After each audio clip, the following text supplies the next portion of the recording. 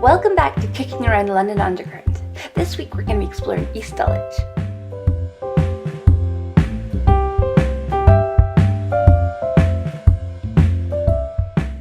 Down in South London, there's so much to do in the Dulwich area that we're going to explore it in several episodes. And luckily, there are free Dulwich stations to help us get around. Starting in the east, Lordship Lane is the place to go, with dozens of shops, cafes and restaurants to explore. Grab brunch at Spinach, where they do a super tasty charcoal smoothie, or Tart, which is a former David Gregg grocery, with the original tiles and shopwork still on the wall. Stop for a coffee at the Brickhouse Bakery, where you can buy a loaf of Peckham rye bread, and make sure to check out their chalkboard as they always have the best puns. Top your bread with cheese from the cheese block before heading down North Cross Market and check out the history wall to find out more about the area. The Green Fingered will love the super leafy forest on Frogley Road, and Plant Haven, which is Pearspring. I couldn't resist topping up my succulent collection, and there's also a great selection of cacti and succulents at John Allen Flowers.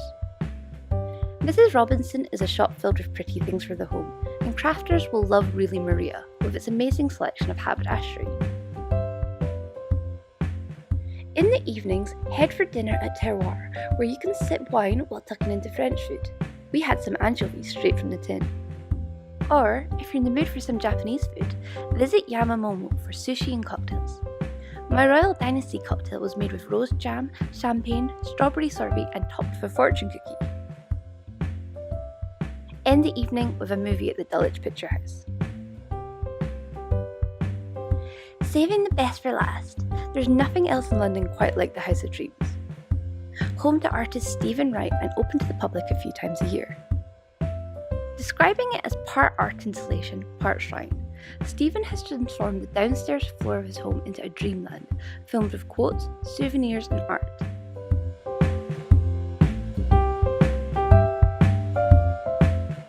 You can spend hours admiring the carefully crafted mosaics and reading the emotional stories penned across the walls. People flock from across the globe to visit, and some even add their own stories and pieces to the home. Pictures really can't capture the magic and feeling of this place, so make sure to visit if you get the chance. Inspired by the House of Dreams, I'm going to be showing you how to make this cake. It's beetroot and almond and has a cream cheese frosting. For this cake, I'll be using a free tiered cake mold set, but you can use any kind of cake mold you like. Preheat the oven to 180 degrees Celsius and grease the cake molds with a little butter. Measure out 200 milliliters of soy milk into a jug and add 1 tablespoon of white wine vinegar. Whisk together and leave to become frothy so that it becomes our cheats version of buttermilk. Measure out 200 grams of flour into a bowl. Then add 100 grams of ground almonds. Finally, add 1 teaspoon of salt and 1.5 teaspoons of baking soda. Whisk together and place to one side. Pour the buttermilk we made into a blender with 2 beetroots and blend until smooth. Gather your mixer and add 100 grams of butter. Add 200 grams of caster sugar and cream together until smooth. Crack in 3 eggs, one at a time, whisking until smooth. Pour half of the beetroot mixture into the butter, then add half of the flour, and then add the remaining beetroot followed by the remaining flour. Mix until well combined. Scrape down the sides of the bowl with a spatula. Pour the batter into the cake tins and bake for roughly 10 minutes for the smallest cake, 50 minutes for the medium cake, and 20 minutes for the largest. Once cool, remove from the mould and cut off the tops of the cakes so you get a nice flat edge if necessary. To make my cake extra extravagant and to serve a few extra people, I doubled the ingredients and baked 2 batches, but 1 batch will still make more than enough cake. To make the cream cheese frosting, add 100 grams of butter to your mixer, followed by 250 grams of cream cheese, and whisk together until light and fluffy. Gradually add 500 grams of icing sugar until you get a nice thick frosting. Frost the top of each cake before placing the smaller cake on top and repeating.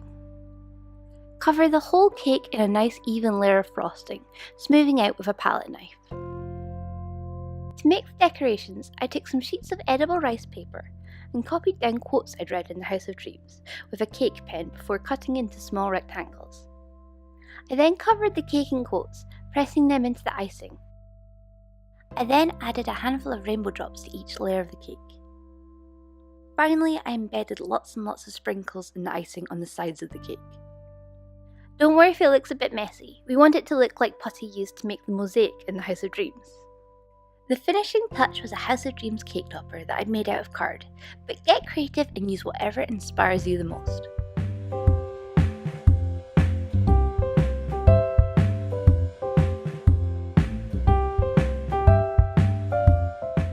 That's all from Dulwich this week. We'll be back soon to explore the area more, so make sure to like and subscribe for the new videos. You can find lots more crafts and recipes online at cutandkeep.net, and keep up with my London adventures on my blog at catmorley.com. Thanks for watching!